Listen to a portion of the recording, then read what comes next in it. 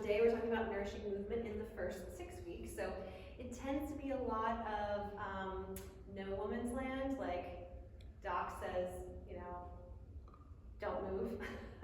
But caretaking is a process of movement and various movement elements, and so it's really important. So to me, it's been a really big chunk of like a puzzle piece that needs to be talked about. So that's what we're doing. Again, I said before, I'm Amy, and I specialize in holistic movement practices for the childbirth continuum.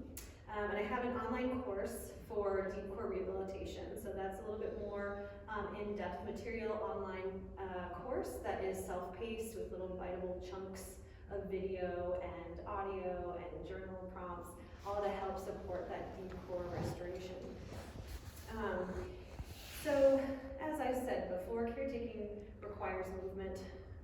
Despite what our doctors say, like don't move, don't pick up anything heavier than your baby, which totally makes sense. Don't pick up anything heavier than your baby. But you do still have to move in a variety of ways, and we might as well move in a nourishing way that supports your healing process rather than hinders it. And knowing the difference can be really valuable in the early weeks. So the movements that I'm going to offer today can really transfer from the prenatal time to postpartum. So the things that I'm going to invite you to try out and explore, if you do them now, because I think you're both in your prenatal time, and partners can do it too. Great support system. They're really simple exercises that can really help you when you get to postpartum. The conceptual toll is lessened because you already know what you're going to do. So I highly recommend that for that time. Welcome, come on, join us. Okay, so I'd like to start with some things that you won't be doing in the first 6 weeks postpartum, and really what I like to say the first 3 to 6 months postpartum, depending on how you're feeling.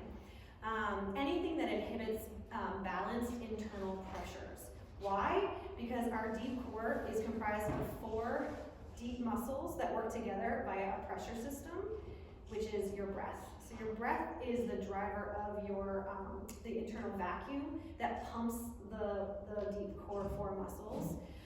When we're pregnant, those muscles and tissues are getting stretched. We all know this. And then when baby comes, there's a ton of laxity in those muscles. So anything that puts pressure against them moves the container outward more, including those active pressures, are going to only not allow those tissues to return to their original length. It's going to keep them lengthened and pulled apart, which makes you feel disconnected in your core. I'm going to tell you what those deep core 4 are in just a second. So any high impact activities like running, jumping, cardio, or lifting heavy weights like you see here will only add load to those deep core muscles and create more laxity. So then it's harder to draw them back in. So no bouncing like a trampoline on those tissues is my number 1 rule. And again, that's something we talk about in my online course how to really gather in rather than feel pulled apart. When we lift things, we put pressure on them so it can push rather than pull in. So the deep core 4, just to give you a little context, is comprised of those 4 muscles I talked about around your center that create almost like a box around your center. So what we're talking about is, I don't know if you can see my cursor. This is, from the side view, your diaphragm or breathing muscle, and it attaches to the bottom of your rib cage. As you get pregnant, as you get bigger along in your pregnancy journey, your diaphragm has a shorter excursion because it moves like a pump. And so baby starts to take up more and more room, and you don't have the same pumping excursioning, and so then you get shortness of breath and all that. So we start to lose some of that in the diaphragm during pregnancy.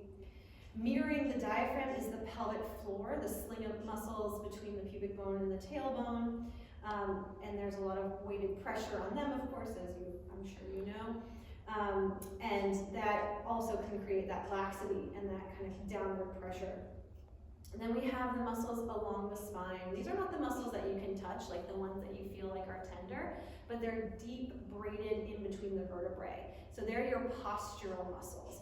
So this kind of position happens because of pregnancy again, so we're kind of like collapsing, right? We've got pressure outward, we've got pressure backward, we're counteracting all these different things happening with the baby. So it happens, it's fine, but that's one of the deep core muscles that we have to re-engage after. And then there's this big one here called the transverse abdominis, or your deep abdominal layer. There's 4 layers of abdominals. This is the one that matters most in this moment. So I always like to say, you know, when we do ab work, and we're just going right into crunches and, you know, all the hardcore stuff, and we forget about this deep core layer here. It's kind of like a half-baked cake where it's still fudgy and gooey in the center, which can be delicious, but if it's raw egg, it's not so good.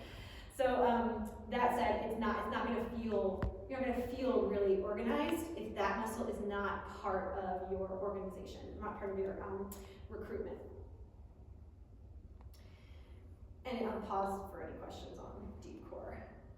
That's the end of the anatomy lesson. So feel free to just shout out if you have questions. But more things that you won't be doing. Planks, do not do this. Crunches, so big ab curls from the floor that again bears pressure forward into your deep abdominal layer, right? It's not gonna bring the core back to your center, it's gonna keep pushing out. Same with a plank where gravity is gonna bear down on your core.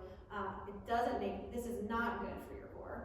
It might feel like you're doing something, but I'd rather see you do something like this against a wall if you just really need to feel your arms. And you can train your deep core, I'm gonna show you that in a second, while doing a position like that. So that would look something like this. And no, it's not as hard, but it's, we're progressing, right? From breath-based exercise that involves your deep core to more and more strength. So, things you will be doing in the first 6 weeks postpartum. You'll be breathing. So, your deep core, as I said, is powered by your breath and your breathing muscle called the diaphragm. You can see this on the left-hand side. It looks like a little mushroom. It attaches along the insides of your bottom ribs. We all have one, by the way. And it also kind of moves like a jellyfish. I'm going to show you that in just a second. So it moves down and up inside your rib cage. And so that pumping action is what brings your breath in and out of your body. When you inhale, the diaphragm moves down and pushes the ribs wide out to the sides.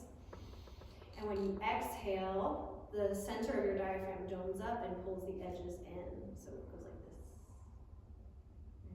And so you can see on the right 2 versions of, as you inhale, the diaphragm moves down, and on the exhale it moves up. And you can see in the second image, how the abdominals also move in relationship to that. So the belly moves out as the diaphragm pushes down and widens the whole torso. And as the breath leaves the body, as the diaphragm pulls up, it creates that vacuum, so it draws the belly up. And I always find this fun. Is it gonna let me do, it's not gonna let me do the video. Okay, there's a video. This is supposed to be an interactive video that moves. But again, as I was saying, it moves like this, down and up and in. So breathing is really an important tool because, I'm going back to this because I want to just mention that the internal pressures of your baby being inside and then suddenly not being inside messes with the rhythm of your diaphragm relationship to your belly and your pelvic floor. So the first few weeks, if all you do is focus on getting that rhythm back, so connecting your diaphragm to your pelvic floor and your abdominals, you're ahead of the game when you start to, get cleared for exercise. Why don't we just do that together? You can do this in your seat, right here, right now.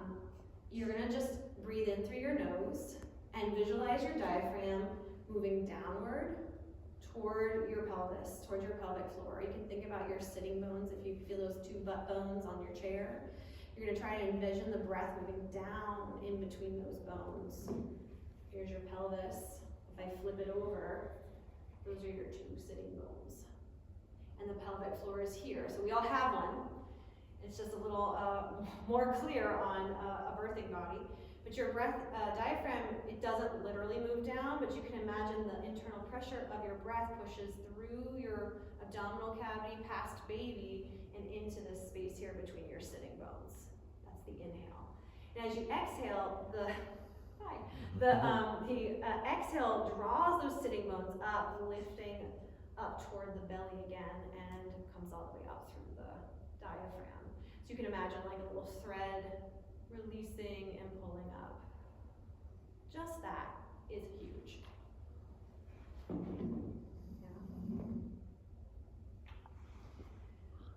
So, for someone who's just had a baby, is wanting to rehabilitate, I mean, obviously you have to breathe just to stay alive. So should it be done as a concentrated exercise to try to hold a deep breath and just think about that as an exercise to tighten those muscles back up? Absolutely. Just by breathing, thank you for the question, you're creating a tension. So where your breath goes, your attention goes, and it wakes up the parts of the body that, if they have been stretched to extreme, then they go offline somewhat. So when you bring your breath to those places, like your pelvic floor, like your low belly, then you start to bring them back in. So the exhale is where everything kind of automatically, organically gathers in, and the inhale is where they expand out. And that combination, that rhythm of all those muscles working together, that's what we want to return to. So at first you might be like, I don't feel anything. I have no idea. But intention is the bridge toward action. So the more you do it, the more attention you bring to those areas, the more it's gonna feel like more and more activity. Yeah. So spending 5 minutes or doing 5 breaths in the morning or in the evening, doing this seated, lying on your back, in any position really. You could graduate to hands and knees position, where that does create a little more gravity on the belly, but I wouldn't go past hands and knees to plank. Any other questions on that deep core breathing? That's number 1 really. But some other things, more things that you'll be doing. And you can download my postpartum cheat sheet for more information and detail on all these different exercises. But just some basic things: shoulder circles, right? Neck circles. And it might seem obvious, but people don't do them. So I invite you to put that in your repertoire, because after holding baby all day, and this is for all caregivers, not just birthing parents, but getting the arms free, moving the arms in full range of motion. You do not have to go into like the biggest stretch, but just actually varying your movement so that you're not, you're here a lot, right? I have some YouTube videos where we work with some resistance bands and really open up the chest through some more strength training. But in those early 6 weeks, you don't need to weight bear. It's really important that you just focus on mobility. So even like some elbow circles, things like that. Maybe you do a little swimming. So people forget that, so just keep that in mind. And then the other one that's really, really helpful are pelvic tilts, which is this picture on the bottom here. So this person is lying on their back, and they're simply, if this is the pelvis, right? They're simply rocking their pelvis back and forth, right? Which takes the lower back into a little length and a little arch, okay? And this really goes a long way to, again, what we're doing is just bringing attention. It's not about like your biggest exercise. You're not gonna want to in the first 6 weeks anyway. But bringing your attention to this little motion is going to reconnect your spine and your pelvis, and then you can go back to your deep core breathing and do it here, exhaling, hollowing your belly and rolling your spine back. This is how we incorporate the muscles of the spine, and inhaling, arching the back forward. You can do that in reverse, where you inhale, roll back, and exhale forward, a little more challenging, but seeing where the breath and the movement can be in relationship is like your next step. So first step, breath. Second step, deep core breathing. And then adding these movements where you coordinate movement and breath. Third step. That makes sense? Yeah. This will really help because in pregnancy your pelvis is really tilted forward with weight of the belly, and so the hips get really tight, right? You probably know that. The hamstrings get loose in the back and the glutes get really loose in the back. So pelvic tilts can really open up the front and return you into more of the hamstring glute strengths. And if you can't get the pelvic tilt, again, keep working on it and feel like here's my little tailbone, right?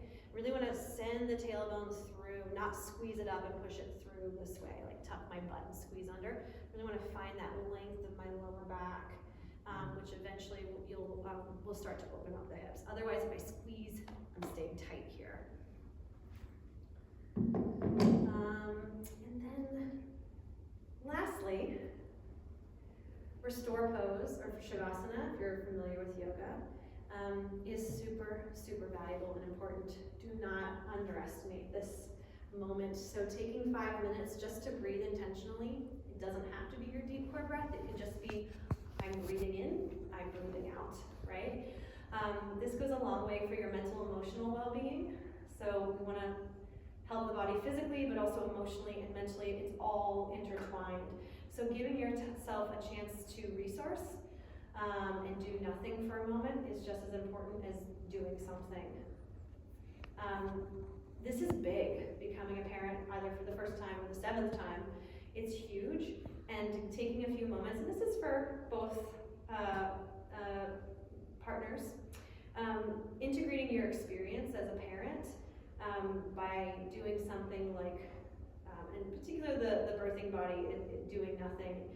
In this position, in this picture, we have someone lying on their back with their legs up on a chair. You don't have to have your legs in a chair, you could be more reclined. So the job really is finding your comfort, feeling comfort in that place, and then just taking a few moments to rest and be with yourself. This is how you can really access some internal power and intuition so that you know what you need to do and you build some resilience for the next day.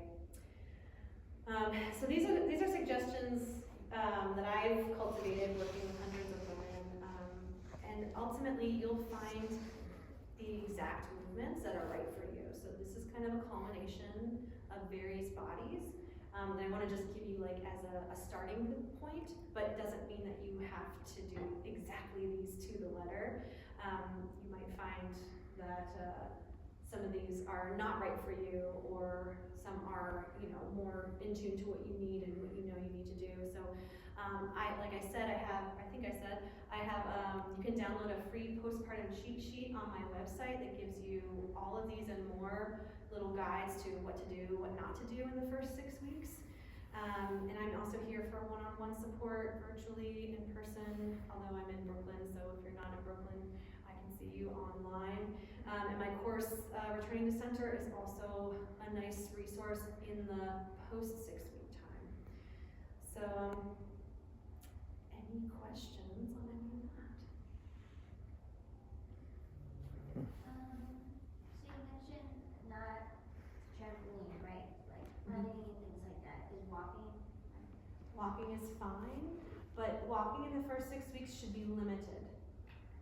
So technically we say in the first month, just walk around the house and maybe to your door to get some fresh air, but not necessarily around the block. And you'll feel how far you can go. But I have a lot of moms who will be like, oh yeah, I can walk 3 blocks, and they're like half a block in, they're like, oh my God. Because it's not just about the distance, it is that, but it's also about the stimulation, like the overstimulation. I just did a talk about infant developmental movement education a little bit ago, and we talk about babies feeling overstimulated and how their sensory input should be limited to some really like basic elements because they're very sensitive, they've just come out of the womb. But the same is true for mom and for the birthing parent because they're also newborn in a way. You are going to be. So giving that time to yourself to just be a little bit more cocooned. You might go, I really, really, really need to move. I've got to get out of this house. And I get that. I would start with some of these movements first and see if it satiates your body and your mind. And then if you do want to take a step out the door, get some fresh air, not obligate yourself to go to the corner and back, but just, you know, taking one step at a time, I would encourage that.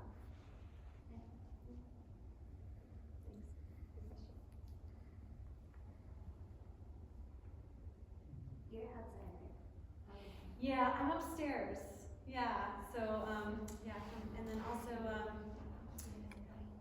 my online course today, we're selling it for 40% off, and you have a month to do that. So there's a code up there, you can grab it if that is of interest to you, and also have the code, the link for the freebies also upstairs. Or I can also give you my card, I have one.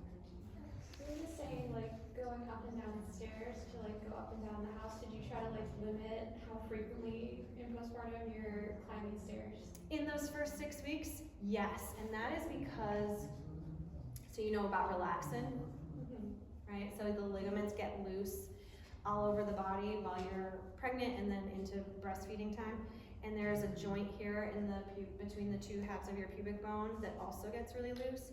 And when we do asymmetric movement like climbing stairs, that can get more pulled apart. And so this is not something you want to deal with, pubic symphysis dysfunction. It happens sometimes in pregnancy, but it can also worsen or happen more in postpartum.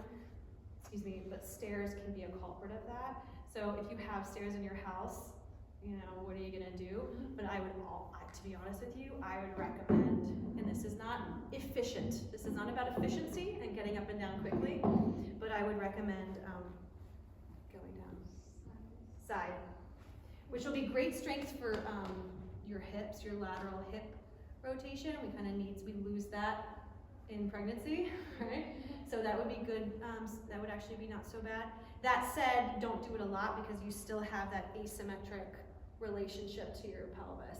So being ginger with stairs. One more question. So at the end of pregnancy, you're obviously doing the thing where you're turning on the side and pushing your arm up to sit up properly, but does that same movement continue obviously into postpartum so you don't have your core strain? You know what, I left that out. Thank you for bringing that up. Absolutely. Yeah. Rolling to your side to push up to sit, or rolling to your side, or laying on your side to roll onto your back is really, really important to keep that transition. Yeah. Yeah. Can't just like Do not jackknife, because again, that puts that pressure on your abdominal wall that's gonna push outward instead of pull inward. Right. Yeah. Amazing. Thank you so much for coming. Thank you. Go team. Thank you.